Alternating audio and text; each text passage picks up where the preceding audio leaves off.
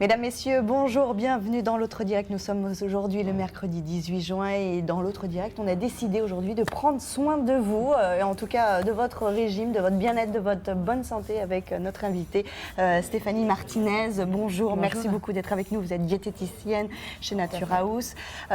Vous connaissez bien justement les gens qui veulent mincir. On est un peu avant l'été, enfin on est pratiquement à 2 semaines. Donc voilà, ouais. Est-ce que si on veut mincir, il faut s'y prendre maintenant ou il fallait s'y prendre un petit peu plus tôt? En amont peut-être, effectivement. Alors, ça dépend des objectifs. Ouais. Déjà, on peut s'y prendre, c'est jamais trop tard. C'est jamais trop tard, on peut s'y mettre. Avoir juste simplement des règles hygiéno-diététiques. Voilà. Toujours, si on peut donner 2-3 conseils, d'ores et déjà, c'est plutôt maîtriser des choses qui sont maîtrisables, comme l'apport en matière grasse dans les plats. C'est-à-dire l'huile, le beurre, c'est toutes ces petites choses, avoir des réflexes. Faut les éviter. En fait, il faut avoir des réflexes, il faut surtout quantifier. À la place de mettre un filet d'huile d'olive, on ne sait pas la quantité qu'on met, utiliser tout simplement une cuillère à soupe d'huile. C'est des petits réflexes comme ça. Au niveau des apports en féculents, toujours accompagnés des légumes. Il faut toujours en fait avoir ces petites règles hygiéno-diététiques qui va créer un petit peu finalement un déstockage.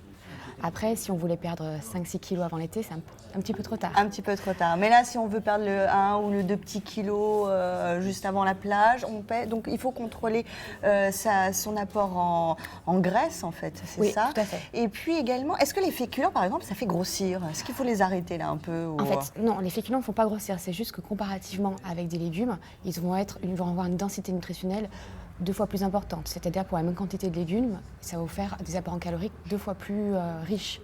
Par contre, ces féculents sont nécessaires pour l'organisme et il faut savoir où les placer. Alors du coup, par exemple, il faut plutôt manger des féculents le midi et pas le soir. Pas le soir. Tout simplement, un sportif, quand il fait une compétition, le jour J, juste la veille, il crée des stockages. Donc il va apporter beaucoup de féculents. Donc du stockage pour le lendemain le dépenser. Malheureusement, une personne lambda s'arrête à la première étape. C'est ça. Alors justement, est-ce qu'il faut faire un peu d'exercice quand on fait un régime ou il faut attendre d'avoir fait le régime et après entreprendre les exercices? C'est quoi vos conseils là-dessus? Alors, faut attaquer petit à petit une activité physique. On ne peut pas aller de rien à tout parce que ça crée, ça déchire les fibres musculaires et finalement en termes de poids, on s'aperçoit que le muscle pesant plus haut que la graisse, ça n'apporte pas beaucoup de résultats. Il faut faire une activité physique progressive et puis du coup ça travaille en termes de tonicité au niveau de la peau. Donc si c'est intéressant. Ça veut dire quoi? Ça veut dire descendre une station plutôt de métro? Ça veut dire aussi marcher quoi? Oui, c'est juste ça. C'est des réflexes quotidiens. Là on va être sur de l'entretien. Sur l'entretien, puis après, suite à ça, plutôt prendre le vélo, puis voilà, des petites activités, peut-être pour le week-end à ce moment-là, faire une petite marche d'une demi-heure, ça peut être intéressant. Et ça, c'est suffisant, ça booste déjà pas mal les choses. Pour le démarrage. Après, on va monter en échelon. En échelon, bon, on verra plus tard. Donc du coup, ça sera plus tard. Alors arrive l'été quand même. Qu'est-ce que sont les petits trucs et astuces pour éviter, à la fin de l'été, d'avoir repris les 2 kilos qu'on avait perdus parce que il y a les faux amis, j'allais dire les grillades, les choses comme ça. Ça, il faut faire attention à ça. Il faut savoir faire des sélections. On ne va pas bannir les aliments parce qu'on est d'accord, c'est l'été, on va se faire plaisir, mais on va utiliser des fréquences de consommation. Par exemple, vous allez faire des grillades, vous allez prendre de merguez, mais à côté de ça, apportez une salade et vous allez éviter le sucré. Il faut faire des sélections sur un seul repas, soit du sucré, soit du salé. Alors, on n'a pas parlé du sucré. Le sucré, on arrête le sucré. C'est terminé. Le problème du sucré, le sucre appelle le sucre. Et ça crée une dépendance. Donc il faut vraiment faire attention. Je ne demande pas de les supprimer, mais avoir pareil, une fréquence de consommation. 2 fois par semaine, un petit plaisir sucré. On attendra à la semaine d'après pour avoir le 3e. Il faut avoir une certaine rigueur, mais tout en se faisant plaisir. Il faut toujours sur un repas avoir quelque chose de riche et équilibré à côté. Et les fruits qui sont aussi un peu sucrés, est-ce qu'il faut les prendre avec le repas ou entre les repas Alors les fruits, ça c'est un gros débat. C'est un gros débat. Les fruits, c'est plutôt à prendre entre les repas. Pour plusieurs raisons. Déjà, une personne qui cherche à perdre du poids, c'est une personne qui va se restreindre au niveau alimentaire, au niveau des calories. Donc aura tendance un petit peu à plus grignoter. En mettant des fruits entre les repas, ça évite ce comportement-là. D'une part, en fait. Deuxième chose, prendre des fruits après les repas, ça fermente avec tout ce qui est protéines et ça entraîne des problèmes de ballonnement et d'assimilation des vitamines et des minéraux issus des fruits. Et enfin, prendre les fruits entre les repas, ça évite des crises d'hypoglycémie qui entraînent du stockage. Donc toutes les raisons sont bonnes pour prendre les fruits entre les Entre repas. les repas, donc à 10h et à Et dans l'après-midi. 17h dans Exactement. l'après-midi. Alors, il y a souvent, vous voyez, je pense chez vous, souvent des femmes qui veulent perdre du poids, mais de plus en plus, il y a des hommes. Est-ce oui. qu'on est égaux devant la perte de poids? J'ai l'impression que c'est un peu plus facile pour les hommes. Malheureusement, non. Encore Ah, non. une autre injustice. Ça, bon, c'est bon, alors. En fait, si vous voulez, comparativement, je vais avoir un couple, l'homme va perdre 2 fois plus vite que la femme. Très frustrant pour nous, mais un homme, il faut savoir qu'il ne va pas faire des régimes à répétition. Un homme, quand on se met au régime, il s'y met. Il s'y Il met. est plus décidé. Exactement. Il est D'accord. plus décidé et il va aller jusqu'au bout de la démarche et il n'aura pas le problème hormonal que nous on a, D'accord. qui ouais. ralentit notre perte de poids ou d'autres problèmes. Un homme qui va être plutôt stressé va plutôt avoir tendance à aller sur de l'activité physique que sur du grignotage. C'est des comportements qui sont différents. Qui sont Et un différents. métabolisme, malheureusement pour nous et heureusement pour eux, 2 fois plus rapide. Et 2 fois plus rapide, donc c'est pour ça aussi qu'il est assimilé. Il y a souvent cette bouée, j'allais dire, abdominale chez les hommes qui sont difficiles à perdre. C'est quoi l'idée? Pareil aussi, on élimine les sucres. Et puis souvent aussi, nous les femmes, alors je veux dire, comparativement aux hommes, manger un peu moins, ça nous va bien. Mais les hommes, ils sont frustrés de ne pas assez manger. Comment on fait là? Vous avez une solution là-dessus? Tout simplement, on essaye de travailler sur les quantités ensemble. On essaye de travailler sur, par exemple, les parts de féculents. En fait, on voit les clients chaque semaine. Chaque semaine, on essaye de réajuster cette part d'alimentation. Donc, on va augmenter les quantités, mais en ayant toujours une assiette équilibrée. Toujours des féculents avec des légumes et une part de protéines. Donc cette assiette équilibrée, elle peut être beaucoup plus conséquente en fonction de l'activité physique, en fonction tout simplement de la carrure de l'homme, tout simplement.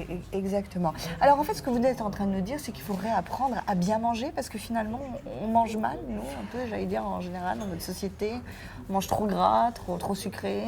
Le problème, voilà, c'est que C'est ça que vous vous rendez tout à compte? fait. On mange trop gras, trop sucré. Tous les produits industriels apportent du sel, de la matière grasse. Effectivement, il faut manger de manière beaucoup plus saine. Il faut rééquilibrer l'alimentation, avoir des bons réflexes. Le but, c'est ça. Si vous voulez faire des régimes à répétition, c'est totalement inutile. Il faut rééquilibrer l'alimentation pour enrayer les mauvaises habitudes, pour en placer des nouvelles. D'accord. Ça, Parce que c'est évident. c'est comme une de vos clientes qui vous disait mais quand est-ce que je vais remanger normalement, vous me disiez là. Oui. Voilà. Alors qu'en fait, manger normalement, c'est manger simplement et équilibré. Et Voilà. c'est pas la richesse qu'on avait l'habitude de faire, c'est ça. C'est ça, c'est qu'il faut redéfinir un petit peu ce Ouais. problème de normes. On ne demande pas de manger. Les gens ont une vision de l'équilibre alimentaire quelquefois un peu trop restreinte en disant je vais manger des légumes à la vapeur, je vais avoir faim. C'est vraiment l'idée que les personnes ont sur l'équilibre alimentaire quelquefois. Et c'est dommage parce que finalement l'équilibre alimentaire, il y a des aliments un peu plus gras, mais il faut les mesurer et tempérer leur absorption tout simplement. Et puis mettre aussi, j'allais dire, tout ce qui est aneth, sauge, voilà. Il faut savoir épicer, il faut savoir cuisiner de manière différente. Utiliser de la crème fraîche, on bannit la crème fraîche. On peut utiliser la crème fraîche un peu? Non? Tout à fait. Oui, on peut. Tout à fait, la crème fraîche va être allez, on va dire 4 fois moins calorique que l'huile, par exemple, si vous prenez une crème fraîche à 15%. Il faut prendre, voilà, c'est ça. Si vous pouvez, à la place de la crème fraîche, utiliser du lait de coco. Le lait de coco, il peut être intéressant, substitué à de la matière grasse ou, pareil, de la crème fraîche. Utiliser du lait de coco, du curry, il faut que ça explose en bouche. Et sincèrement, avec une alimentation équilibrée, vous pouvez que faire ça. Que faire ça. Alors, il y a aussi tous les régimes, on a vu, il y avait l'ancien régime du camp, donc c'est un peu passé de mode. Enfin, on a l'impression, voilà, là, maintenant, c'est le régime des 8 heures. Il faut manger entre 8 heures et puis après, tout ce qu'on veut. Voilà, il y a le régime des 5 jours de jour. Enfin, voilà. C'est quoi votre avis, votre observation là-dessus, sur tous ces fameux régimes que, paraît-il, que les stars hollywoodiennes testent avec positivement? Enfin, voilà, c'est quoi votre regard? C'est bien, c'est pas bien? Comment il faut faire?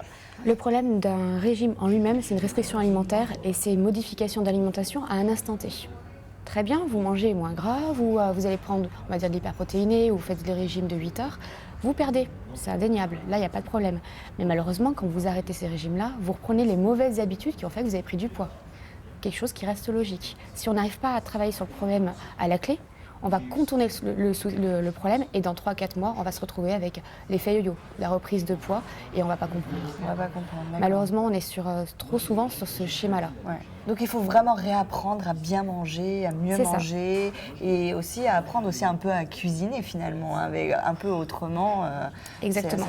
C'est pour ça qu'aujourd'hui il y a des émissions de télé, ça fluctue de partout, tout ce qui va être programme culinaire. C'est que maintenant on commence à s'intéresser petit à petit. En même temps, ça s'intéresse. Donc enfin, en même temps, quand on regarde comment devenir le meilleur pâtissier de France, quand on voit les tonnes de crème qu'ils mettent dedans, le beurre et l'huile, j'avoue que c'est pas comme ça qu'on va mincir, non? C'est un peu compliqué aussi. C'est le paradoxe. C'est un peu le paradoxe aussi. On nous dit bien manger, mais en même temps, mettez plein de crème, plein de beurre et ça va être super bon. Donc oui, mais après, si vous réduisez votre alimentation et du coup, finalement, vous réduisez les apports en sucre, le jour où vous allez manger quelque chose de sucré, vous allez en manger en plus petite quantité parce que vous aurez déshabitué du goût. Vous aurez fait plaisir et sans culpabiliser. C'est pas faux, ça. Donc du coup, et puis il vaut mieux faire soi-même. Si on a envie de se faire plaisir avec un gâteau, une tarte, on le fait soi-même, on ne va pas l'acheter. Ça, c'est la première chose. Déjà, vous prenez plaisir, vous savez ce que vous mangez. Et au final, ça reste intéressant parce que vous savez exactement ce que vous consommez. Après, vous pouvez équilibrer derrière. On va savoir juste un mot sur l'alcool, on n'en a pas parlé. C'est vraiment le mauvais ami, l'alcool, il ne faut vraiment pas en prendre. L'alcool, c'est le seul nutriment qui contient des calories vides, on appelle ça. Aussi bien la graisse que le sucre, ça interagit dans l'organisme. L'alcool, c'est 100% de stockage. Même le vin rouge? Alors, les moins pires, entre guillemets, c'est plutôt le vin et le champagne. Le champagne, ça c'est le moins pire. Mais après tout le reste. Et les boissons gazeuses aussi. Il faut mieux boire de l'eau minérale plate que gazeuse aussi. Parce qu'il y a des bicarbonates de sodium qui entraînent de la rétention d'eau. Parce que ça, on n'en a pas parlé, mais c'est un très gros problème aussi. D'accord, surtout pour les femmes. Voilà, le petit côté cellulite, forcément, ça joue. Exactement. Et bien écoutez, merci beaucoup. Stéphanie Martinez, donc réduire notre consommation d'huile, de beurre, etc. Pas de sucre. Quantifier les choses. Quantifier les choses, c'est ça, quantifier les choses. Avoir une fréquence de juste consommation. Une cuillère à soupe, c'est tout. Enfin, ça nous permet de... C'est pas une question de mesurer, parce que faut pas non plus que ça soit astreignant. Mais, non, mais c'est juste histoire de garder des réflexes et savoir ce qu'on consomme. Merci beaucoup, en tout cas, d'avoir été avec nous. On se retrouve demain dans l'autre direct.